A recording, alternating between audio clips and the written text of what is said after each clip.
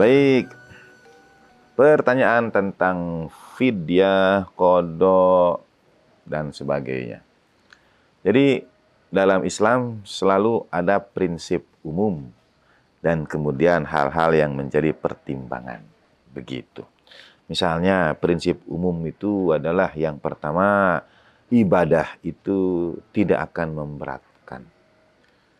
Bahkan misalnya Al-Quran mengingatkan kita, a'udzubillahi minasyaitonir rajim, la yukallifullahu nafsan illa usaha. Allah Ta'ala tidak akan membebani setiap jiwa kecuali apa yang ia usahakan, sebatas yang ia mampu.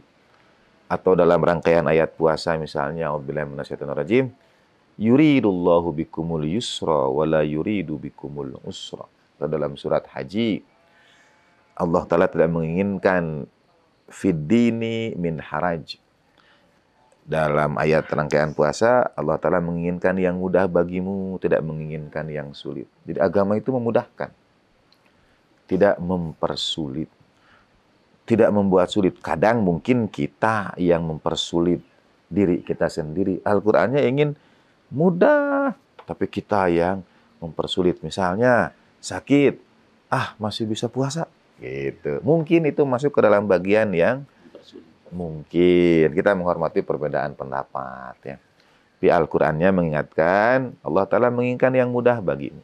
Dalam surat Haji, a'udzubillahi minasyaitonir rajim, ma ja'alallahu lakum fid dini min haraj.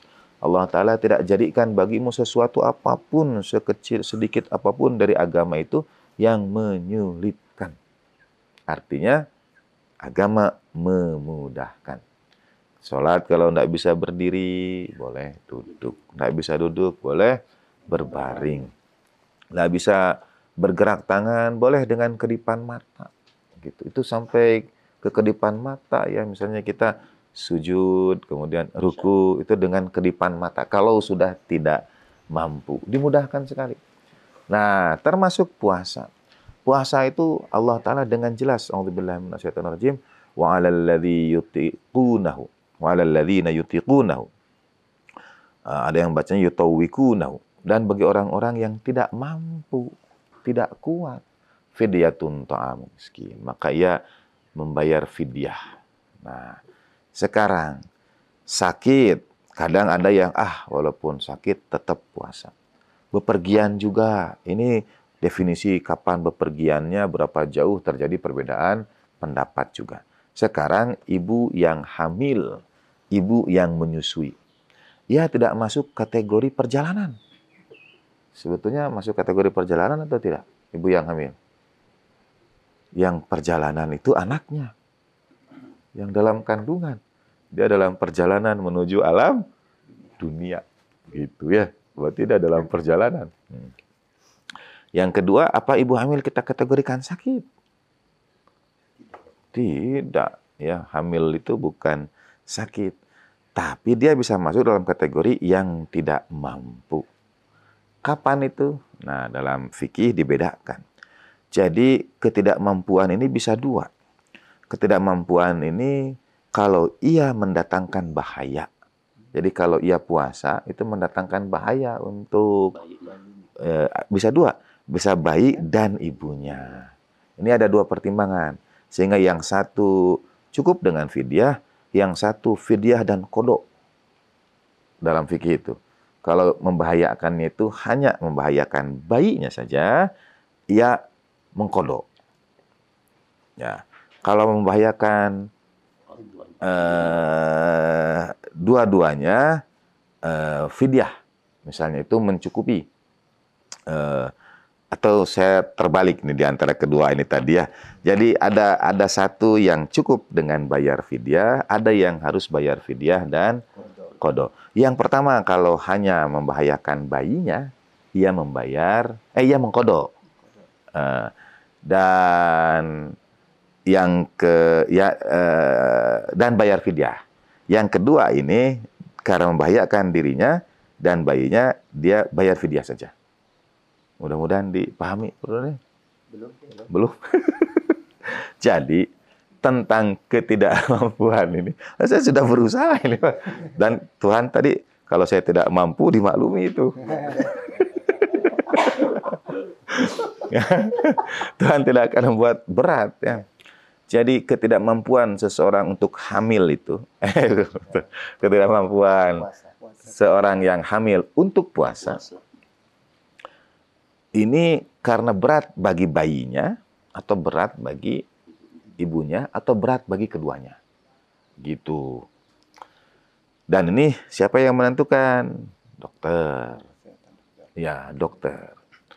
Nah, kalau dokter menentukan, ibu kayaknya kalau ibu puasa, ini janin ibu ini bisa lemah. Nah, dia punya alasan. Bahkan para ulama fikih sepakat, kalau puasa itu mendatangkan doror, mendatangkan mudarat, mendatangkan kesulitan, wajib tidak puasa. Kalau puasa itu mendatangkan mudorot, begitu. Memaksakan diri untuk itu. Sehingga tidak akan jatuh pada pertanyaan yang tadi. Dia memilih selang-seling. Nah, selang-seling ini barangkali bukan karena pertimbangan dokter, mungkin, tapi karena keinginan untuk puasa itu. Itu tidak diketahui apakah bagaimana dampaknya kepada janin. Dia memilih selang-seling itu apakah karena rekomendasi dokter, apakah mendatangkan mudarat buat bayi atau dirinya. Nah, ini tidak dijelaskan, tidak diketahui, karena dalam fikih yang ada jawaban itu kalau berkaitan dengan kondisi bayi dan kondisi ibunya. Misalnya sekarang, kalau sedang menyusui, kalau dia puasa, apakah air jadi tidak mengalir? Nah, ini pertanyaannya, ada pertanyaan lanjutan. Ada juga yang masih bisa itu kan. Misalnya, puasa, baik, supaya makanannya malam-malam juga masih cukup. Nah, maka dia puasa, walaupun dan dengan menyusui. Dan itu tidak mendatangkan gangguan. Kalau mendatangkan gangguan, masuk lagi bab yang tadi. Begitu. Nah, sekarang ini kan sudah terjadi. Gimana kalau sudah terjadi? Nah, kalau mengingat-ingat lagi ya, saran saya untuk kehati-hatian melakukan dua saja. Qadha dan bayar fidyah. Kalau dua-duanya juga tidak mampu, begitu ya. Dua-duanya juga tidak mampu. Ini pendapat saya pribadi, bukan pendapat fikih. Misalnya kalau dia sudah tidak mampu, Tuhan angkat itu dari dia. Memang sudah tidak mampu, misalnya Tuhan angkat. Tapi kalau masih ada yang mampu, satu, yang lain yang menggantikan suaminya. bisa seperti itu, Kek. Ya, ini pendapat saya. Kalau dia sudah tidak mampu, suaminya. Kan ibunya hamil, anaknya kan anak bersama. Ya, begitu. Jadi ya suaminya, termasuk bayar fidyah. Kalau ibunya tidak mampu, ya suaminya yang bayarkan. Begitu. Kalaupun suaminya tidak mampu dan lain sebagainya, semoga Allah Ta'ala karuniakan rezeki yang luas, karena ia punya anak usia 1,3 tahun yang memerlukan dana, ya, memerlukan nafkah. Jadi semoga Allah Ta'ala karuniakan rezeki yang luas. Berhubungan dengan fidyah tadi sedikit, ini bisa tuntas sekalian. Pembayar fidyah itu ada aturannya, dengan misalkan harus memberi makan, apakah sehari ataukah hanya sekedar per makan, itu barangkali. Jadi sekarang dia dimodifikasi, karena dulu melalui hitungan itu gandum, satu mat gandum misalnya, takarannya itu adalah yang kita makan dalam satu hari. Ya, ukurannya itu aja kembali kepada urf, kebiasaan. Jadi kalau di misalnya daerah Mas Nur, makannya itu atau nasi campur jagung, ya itu bisa dijadikan fidyah. Kalau di satu tempat ya gandum roti, bisa dijadikan fidyah. Kalau bayar uangnya saja, bagaimana? Kalau saya boleh, tetapi dengan keyakinan itu akan jadi makanan. Untuk dimakan memang. To'am, di situ ada kata to'am, fidyatun to'am. Jadi yang dititipin untuk membayar fidyah itu harus dibuatkan makanan berarti ya? Untuk jadi fidyah, dia mesti jadi makanan. Orangnya boleh bayar dengan uang, dengan tunai, tapi penerima fidyah mesti jadi makanan. Bahkan kalau saya berhati-hati lagi, makanan jadi. Karena misalnya kalau dibelikan beras, kemudian nanti berasnya dijual lagi, dia tidak jadi to'am. Karena ayat Al-Qur'an itu menyebut to'am, fidyatun to'amu miskin, memberi makan. Jadi kalau saya nasi aja yang jadi fidyahnya itu nasi box begitu ya.